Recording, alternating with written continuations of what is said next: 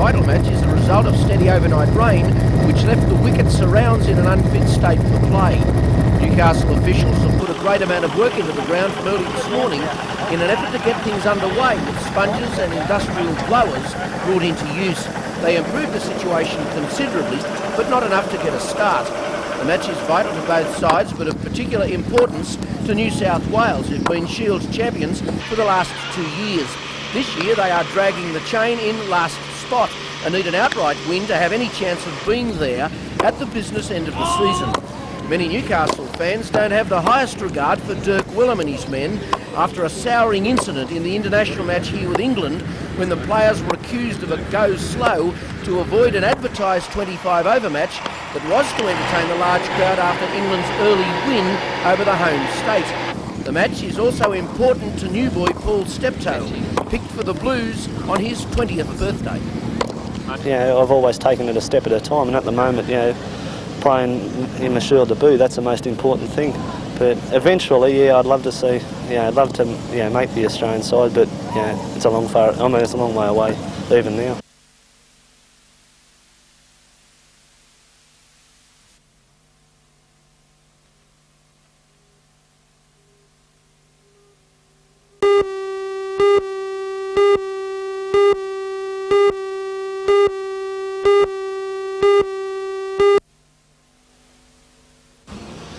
The fact St Philip's Church was overflowing was an indication of just how much John Dorney was admired and respected. In his honour, a flight of 10 helicopters flew past overhead in formation, including the NBN helicopter, which John had flown for 9 years. Some of the aircraft had even come from Sydney to take part. Inside the church, members of the Newcastle and Sydney media, police, ambulance and rescue service personnel and John's colleagues in the aviation industry joined family and friends in paying tribute to this remarkable man.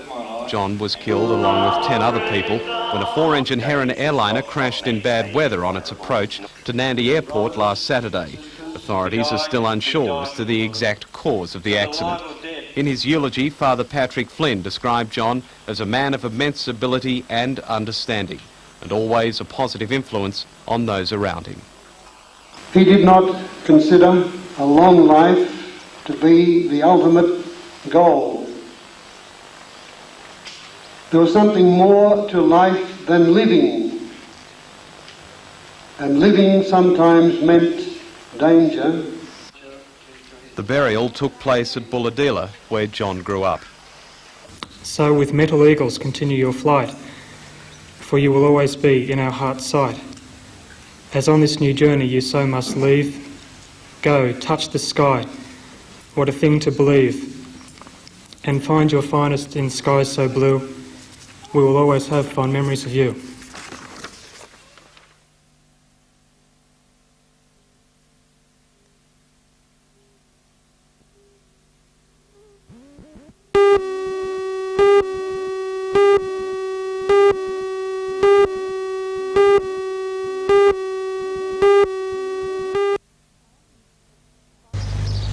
Firemen were called to the Foundry Street house at about 3 o'clock this morning.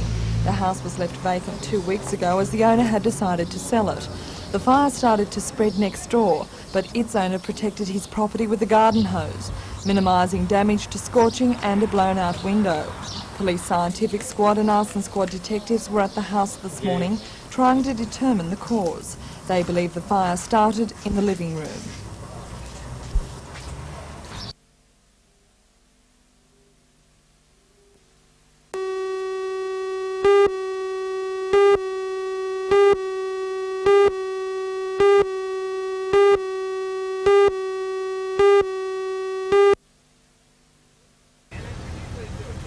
Informed reports have it that the wicket surrounds are today wetter than at other times when a start was delayed. For all that, New South Wales got off to a solid beginning in a match that seems certain because of lost time to end in a draw. A short time ago, the home state were no wickets down for 24, with Steve Small on 15 and Mark Taylor on 4. Cooley has been the expensive bowler so far, having conceded 24 runs, while Ellison has had just 3 hit from his bowling. The match ends today.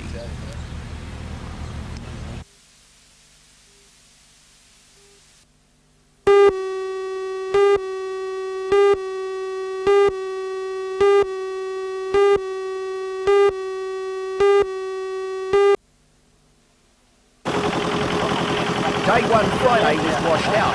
Day 2 saw a late start, while Sunday was shortened with bad light and rain, and today it happened again, another thunderstorm. New South Wales had opened their first innings earlier on after the Tasmanian captain, Roger Woolley, had declared his innings at 4 down for 319 overnight. First to go today was Mark Taylor when he was 16, and the score was 68. Bowled by Brown, caught by Saw. With just one further run on the board, the Blues skipper Dirk Wellham finished on the wrong end of utter confusion and made the long walk back. The best of the Shield champions batsmen on the day, Steve Small, was next to go for an impressive innings total of 86 runs, caught by the Tassie skipper Roger Woolley off the bowling of Milosh. Mark O'Neill was going along nicely when the heavens opened, and what had turned into a non-event stopped at 3:30 p.m. and was called off.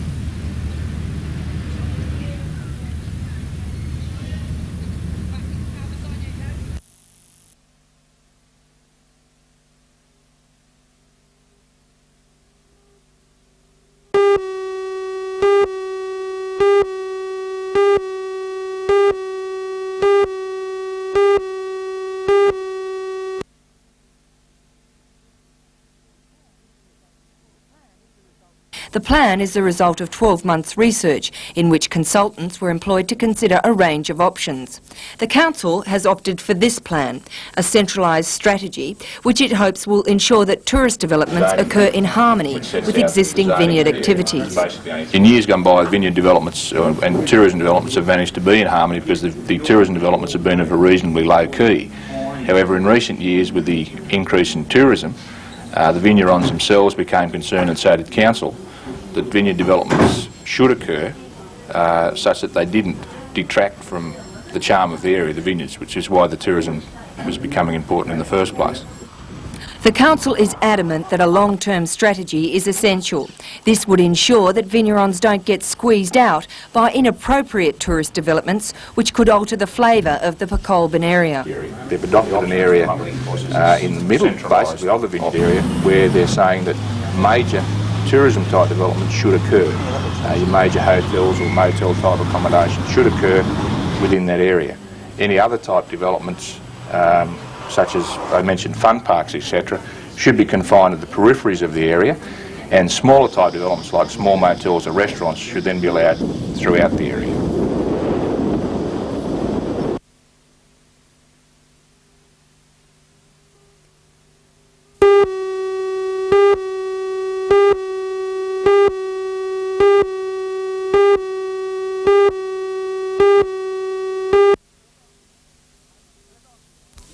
Brett Austin is an amazing athlete who hails originally from the Central Coast, where his father Fred put local trampolining on the world map. Brett is no newcomer to a world title. Don Brook, and when you think of small ball rifle shooting, you think of this superb marksman. Suffice to say, it's been a life for years, with feats of skill unmatched by many other of the nation's top sportsmen and women. The team of Greg Coulton and Grant Schultz is not the first of the lake's many talented sailors to win a world title, but it makes it no easier to match the skills in what is now a more prominent sport. Robert Thompson, it could be argued, is the best jockey in Australia, as he rode more winners than any other in the year just past. He's currently riding better than one winner in every 10 races run in the valley and on the coast. But it's Gayson in no danger, and Thompson sending Gayson to the line to score by 3 lengths. Getting up to run second, give it the music, Don from Moralia, lad. Mark Sainsbury is another top-flight performer from the Central Coast and showed his enormous potential by taking the World Amateur Surfboard crown. He is an athlete whose best is yet to come. Peter Wellham is a young man in a hurry, as he's one of the world's top barefoot water skiers. He's Australian Masters champion and third in the world. Bob Holland is the pride of Newcastle cricket. Dutchy, while no youngster these days, is the nation's top spinner and has been responsible for some superb performances. He was a member of the top Shield team for the last 2 years. Kim Hicks must surely be one of the Valley's fittest ladies, as she is the national triathlon champion and is practically unbeatable these days. TU has made Newcastle his home now for a number of years and does us proud with his great ability in the sport of badminton. He took the silver medal at the Edinburgh Games. Sally Griffiths is one of those talented people who make me immortals green with envy. She has now played for Australia in both outdoor and indoor cricket, as well as being a state squash player. Greg Hayman won the first gold medal for Australia at the Commonwealth Games. He is a weightlifter in the 52 kg class and is the first Australian to place in the top 10 in the world titles. Matthew Beckley has put the area on the map in the sport of field archery, an exacting pastime that saw him place second in the world. Debbie Pugh is a determined young lady who's been chasing a world title now for some years and once again had to settle for second place in the ladies' barefoot skiing world titles. That in itself is outstanding.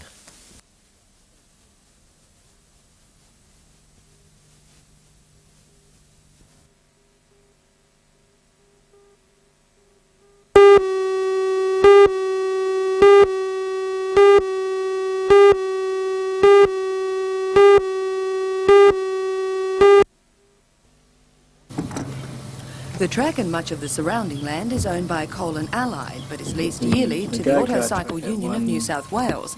It was officially opened in 1979 for use by around 26 clubs in the northern region. And since then, the ACU has almost lost count of the money and time spent repairing the vandalism. In the latest wave alone, 2 toilet blocks have been smashed, sections of wire fence have been stolen, the main gate has also gone. The starting blocks are damaged, 2 flag poles have both been cut and taken, a section of wooden fence has been set fire to, and the control tower has been virtually demolished. Well, if you look around here, it's difficult to want to continue with the amount of damage that does get done to the place. But it's not only vandalism that's the problem, is it? No, the people use the area, young people use the area of a weekend, and there have been cases where we've found syringes and drugs that are involved up in here. But it's the clubs that eventually have to repair the damage. Frustrating work, because they know that almost as soon as they turn their backs, the vandals will be back at work. We have a meeting coming up 14th and 15th of February in conjunction with the Newcastle Central Lions, and what we see here is a little worse than normal, but it certainly has put us in an awkward position because between now and February we have to somehow or other try and rectify the problems. But the Wallsend Club has decided to do something about it. They're now preparing a report which will go before Lake Macquarie City Council.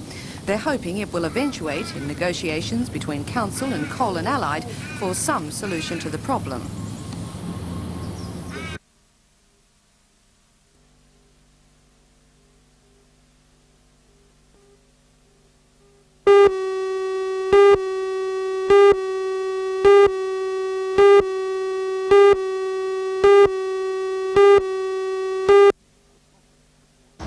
The concept supported by the Newcastle City Council and NBN was simple and effective.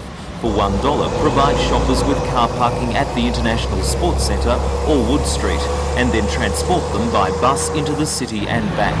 Not surprisingly, many people use the convenience in the week before Christmas, an estimated 10,000 in fact. Well, you think it's a wonderful what was thing. surprising was that many of them appeared to be extra customers who would not normally have shopped in the city, as Lord Mayor John McNaughton explains.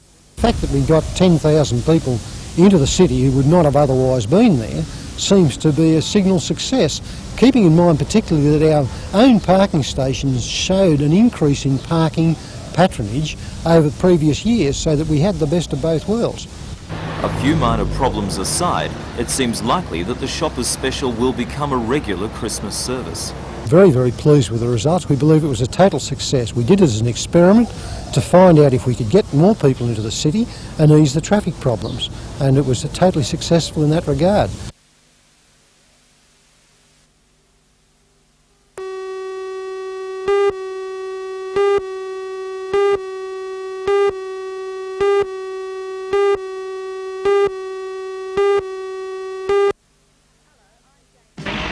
Hello, I'm Jane Button. Tonight I'll be reporting on the Coe family who've been given the green light from the Immigration Department to return to Australia. The Coes were deported 6 months ago and have been told that they can return any time after June 21. Join Ray Deneen and Anna Manzoni for all the news tonight at 6.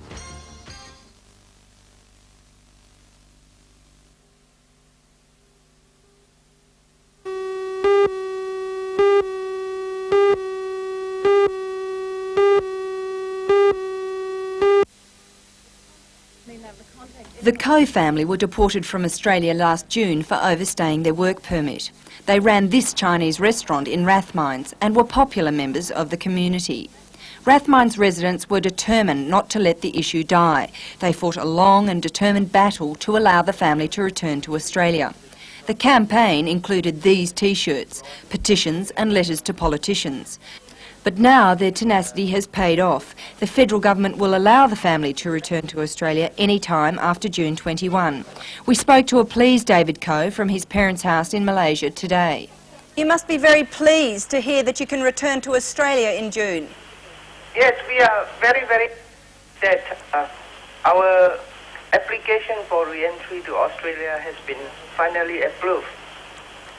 And I want to say thank you and grateful to the Department of Immigration and NFA, and also especially to Mr. Chris for his kind decision. Immigration Minister Chris Herford made it clear to the Friends of David and Mary Coe committee that public opinion had been important in helping him reach his decision. Normally, under this circumstance, there would be a 5-year penalty or ban on returning to the country, but in view of the public support and the response of the people of Rathmines, that they would be allowed to return after 12 months only. So it's great, any time after the 21st of June 1987. What has the community reaction been? Well, so far they're really ecstatic. I put the letter from the Immigration Department, I put a copy of it on the window of my shop, which has been serving as a bit of a notice board, and the reaction's been great. A lot of people are very happy, and in fact this week being still a holiday period, we've got probably 1,500 odd people living in here from their holiday homes, and even them, people from all over, not only Sydney but all over, who have shown interest, have come in and said great news, it's great. So overall it's been excellent.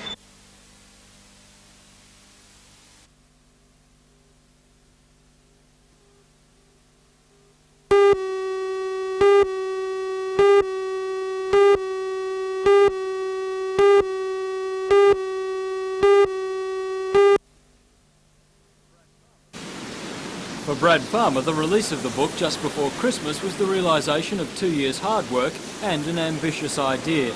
The Surf and Sailboard Guide to Australia has sold nearly 6,000 copies so far. Brad travelled 24,000 kilometres around Australia's surfable coastline during his 4 months of non-stop researching the book. It covers from Montebello Island off northwestern Australia right around to Magnetic Island off Townsville. The book is the same size as a street directory and is intended as a guide to the popular surfing beaches in this country.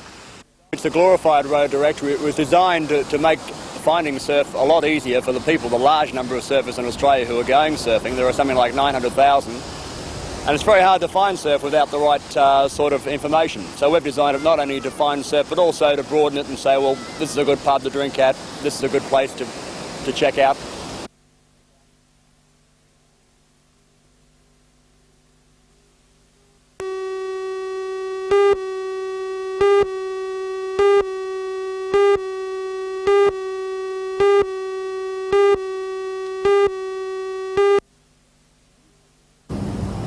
Many top Newcastle sailors have learnt to sail at the school, which is now in its 15th year.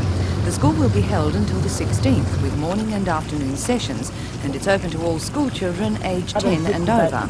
Our future sailors learn not only the basics of sailing, but also safety rules and what to do in situations such as man overboard.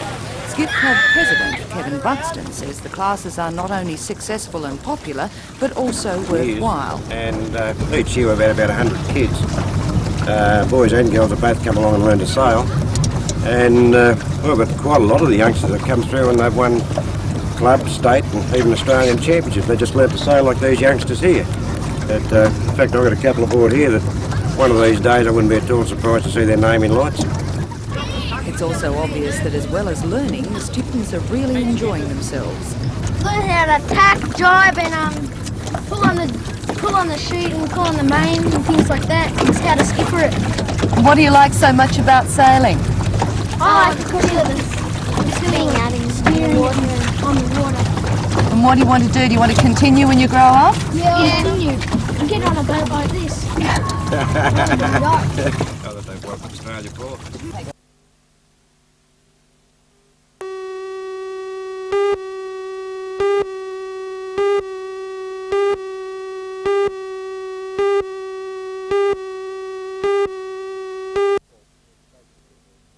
Well, basically in dealing with the Oakes report, that the workers understood and have understood that there'll be change at the dockyard. So while generally accepting the thrust of the Oakes report in the sense that it advocates change, we find some difficulties with some sections of it. So the workers want to take up those issues. We've arranged a meeting with the Director of Public Works, Ron Christie, on Thursday. He's been delegated the responsibility by the Minister to deal with us in hammering out these problems we see with the report.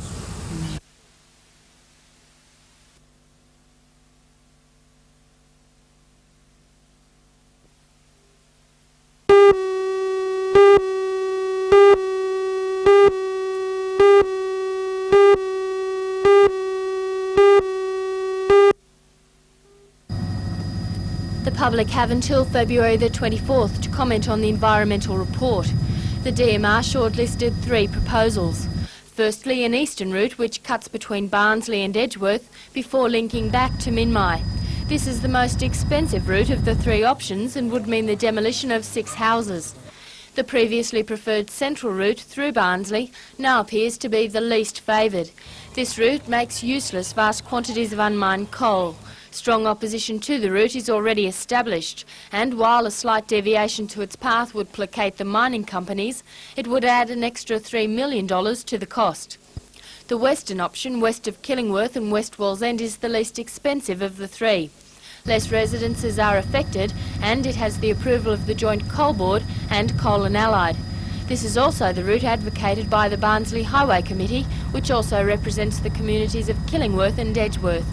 At a meeting last night, the committee vowed to move their fight into high gear. Oh yes, the fight's not over.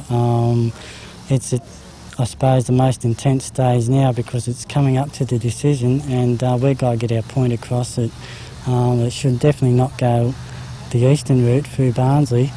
And we are still concerned about the mining operations, even though there's a sub-route, which is a possibility. There's another 6 houses involved in Taylor Street, which isn't good.